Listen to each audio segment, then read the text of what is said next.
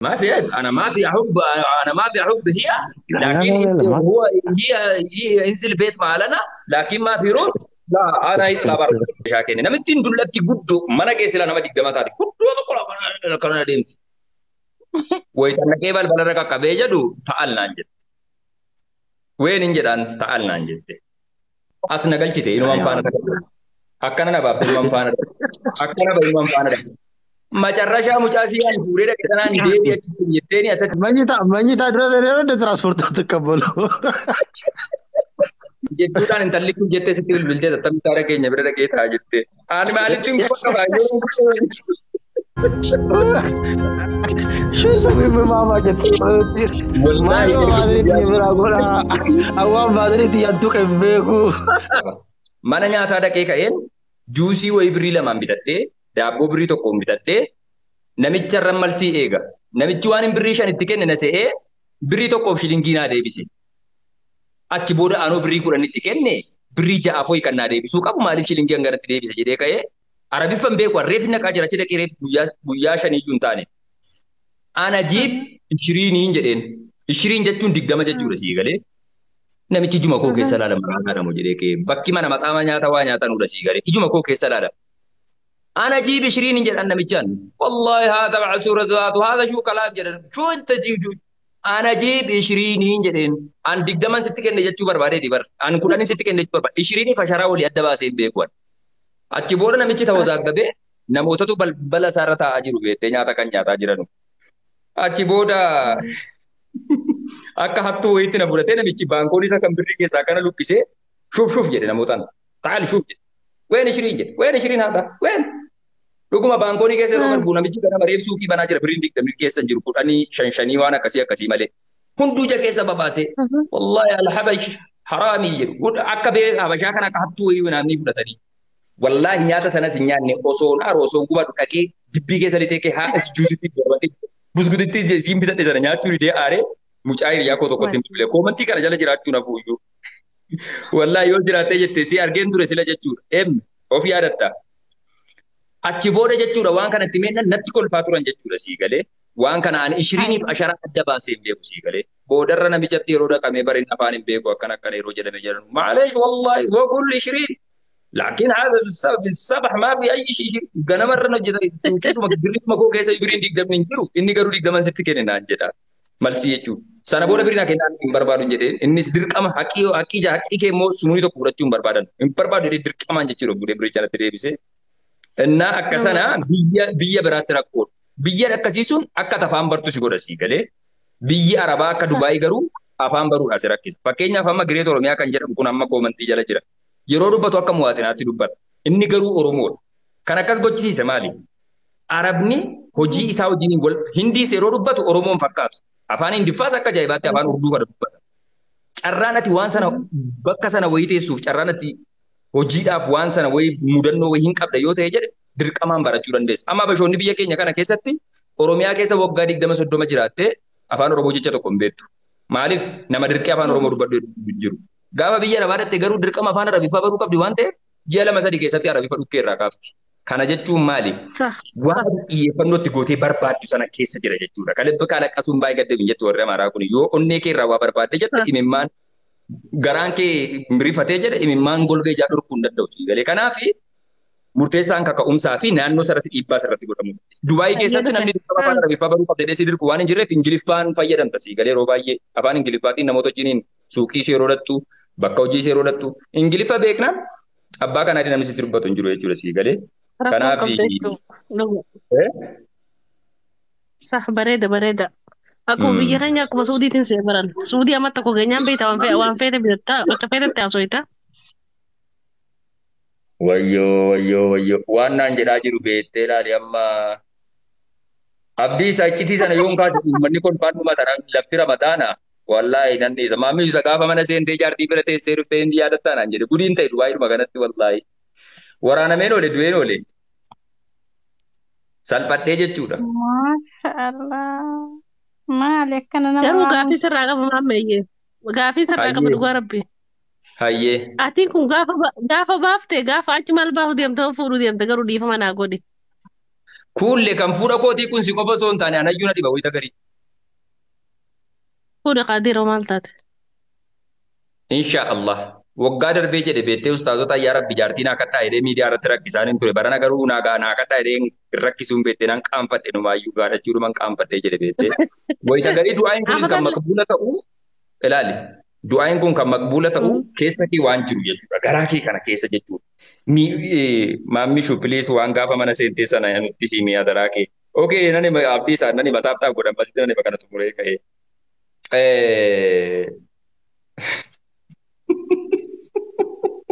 Abdii isa garuu nama hin taatu. Maal gochuu waan sana yaadda rabbii jedhu wallaahi. Minaan tokko osoo hin barbaadu jedhu. Dhaga'i. Wallaahi Muniiraaf kabajaa. Waggaa darbe jechuun waggaa darbe kadhachiisee ustaazonni kun rabbi jaartii gaarii sitti qabu. Amiin. Jaartii kabajaa qabdu. Amiin. Jaartii ulfina qabdu. Amiin. Jaartii akkana.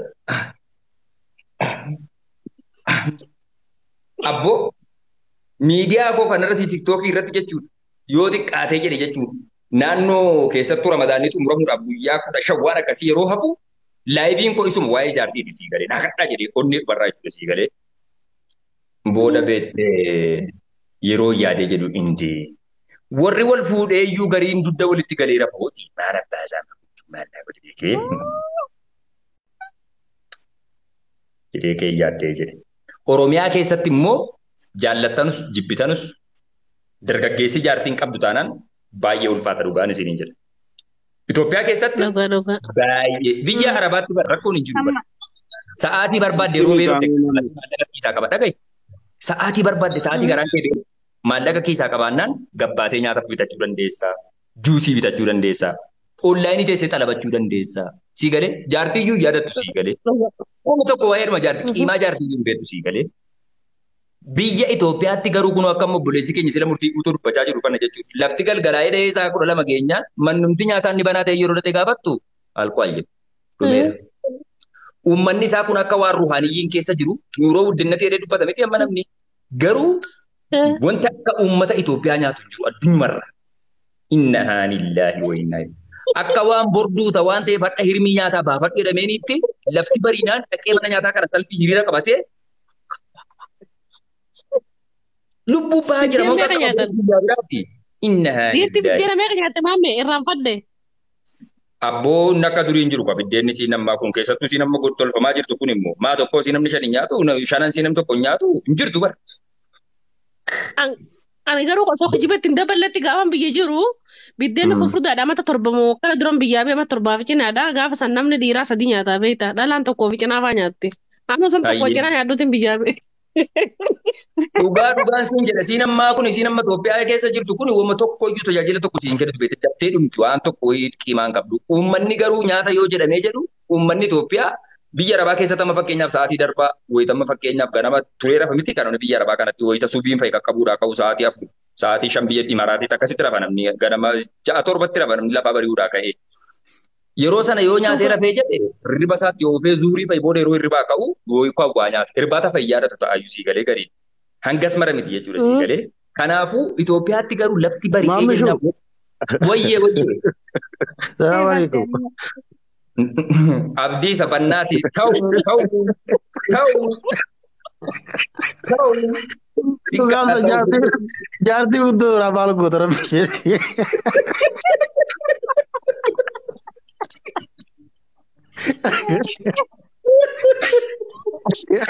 Ayo mana sesi jedhe maammi shuma bakkeen dalagaa fixi kootu jedhe. Waggaa meeqa jaartii maammi shuma. Abboo dhagayi akkanan ta'ee jedhe obboleewwan abdii isaa dhuma kanatu waan ergatee beektanii meeshaa wayinatti kennee madaanii geessii naan jedhe. Madaamii kanatti geessiiti waan isin kanatti kennite fuudhii kottuu naan jedhe. Tole jedhee wayita dhaqee jedhu namitti itti meeshaa kenne. Namittiin dullatti guddoo mana keessaa nama 20 taate guddoo tokko kana deemti. Wayita dhaqee balbalarra qaqqabee jedhu ta'al naan jette. Ween hin jedhaan ta'al naan jette. Wayii kan tiraaspoortiin itti kennuudhaaf immoo maali jedhee ka'een ilma hordofu. Manni kun abboo akka mana beeta mangistii kana lalu manni beeta mangistii kun kallattii ittiin seentu bara dalga galtee akkana galtee akkana itti hidhatta. As na galchite inumaan faana ta'a. Akkana na baafte inumaan faana ta'a. Akkana ba inumaan faana ta'a. Macarrashaa mucaa siiyaan fuudhee dhaqe tanaan deebii achitti jetteeni atatti taa'etteeni kanaan kottu naan jettee. Wanti tokko nagalaan jiru ana bakka wallahi summa wallahi ne yaasa kun yaadau waa wayii beettee kan transport jedhan ngiriye transport waan dadhabbiin naame isa araboonni Manyita de transport ተቀበሉ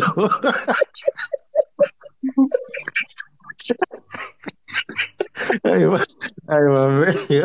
abboo manni kun hin bareedaa miti subhaana wa ta'ala nuura laayinii isa jennata keessaa jedhan fakkaataa isinii galee ay arabuma jiraatti addunyaa kanarra jedhe bakka kana galii itti galee jechuun abdii isaan gidiyaan ta'uun lamsaalee bazzaa leebil ደግሞ nama akkas nama manguddoo kana yaaddu fakkeenyaaf osoo xiqqoolee dargaggeettii umriin ishee fullee bultiirumallee godhattee mallastenyaa bittoon waa wayiitti yaaduu dandeessi galee waan akkanaatiif jettee kaatee qalbiin keessa shakkuu fudhachuu danda'a. inni maa dhugaa bara ijoollee bara indeet akkamitti maamaa ta'e inni bira taa'ashuu sawwi.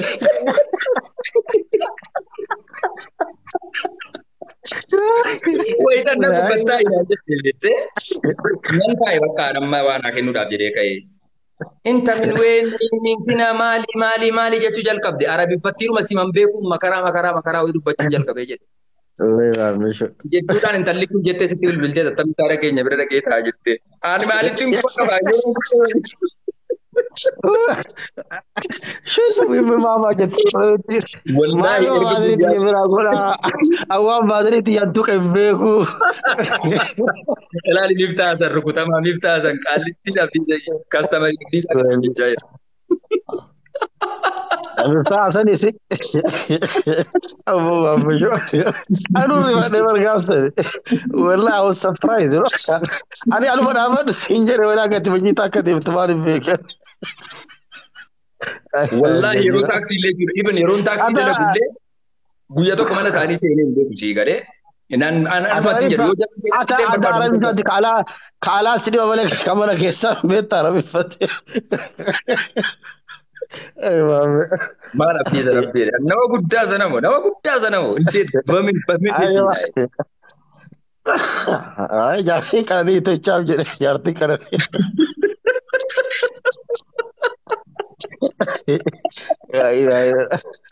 Wallahi Maamishu akkam bannaati biyya akkami? Hadda wallahi afaan Chaayinaa fananta akkamiin nu galaa roota sirtu wallahi da'awaan baay'ee nu galee afaan Chaayinaatti.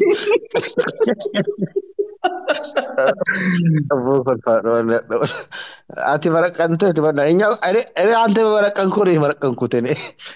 No mirqaana bitar lama abdiisa wallahi isa dhugaan siin jedhe jireenyi Itoophiyaa keessaa saaqqa biraatu yaa maraqqanaan ምክንያቱም ስታይ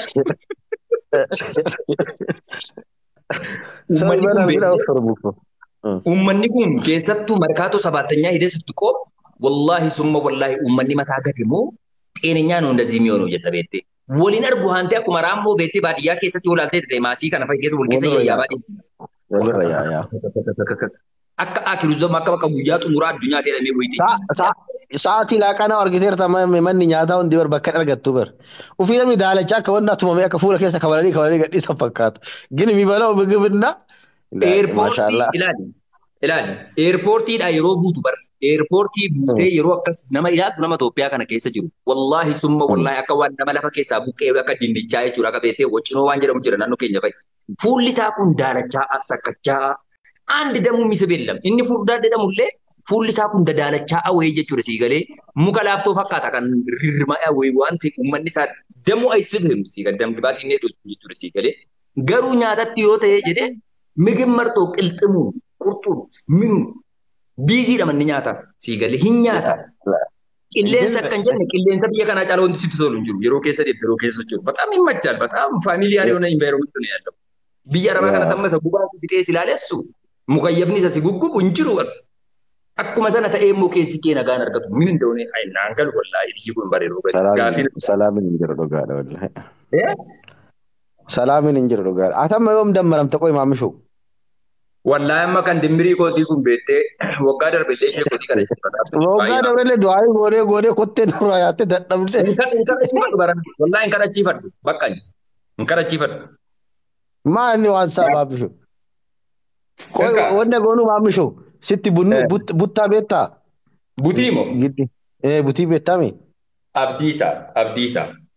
Inni ahun bilamsaalee dhalaa dhumti an gaafadhee jennaan na diddee jennaan sana butii jechuun bar yoo inni dhaqee gaafatee jiru No wanna ka maamisho ama maal seeta? inni Ama maal seeta? xayyiqaachuudhaan Wanna kan hin barbaade jechuudha kan hin barbaade maamisho osoo inni barbaade bakkee waje wanna bar maal seeta maamisho sididdi osoo hin taane አመላል ከያም ፍቅር እስከ መቃብር ከጀሉ ሳኒን ጤረተ ቤት ስለዚህ ጋብቻው ሳትገባ ፍቅር ትጨርሳለህ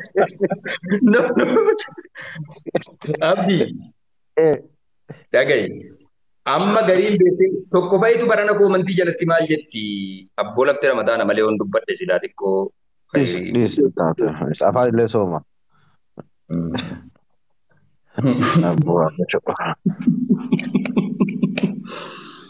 ما في انا ما في احب هي لكن هي ينزل بيت معنا لكن ما في روح لا انا يطلع برا والله يزيد انت ريال كيف تطلع في البيت يعني كيف انا ريال انا ريال وانا ما في درهم انا بر هو يجي انا ما في يعني من قلب ما في حب انا روح سيده بعدين بتحب بعدين مش الحين يعني بتحاول يعني بتجرب بتحب بعدين ان شاء الله شوف مثلا الزوج بلتيته ما نقول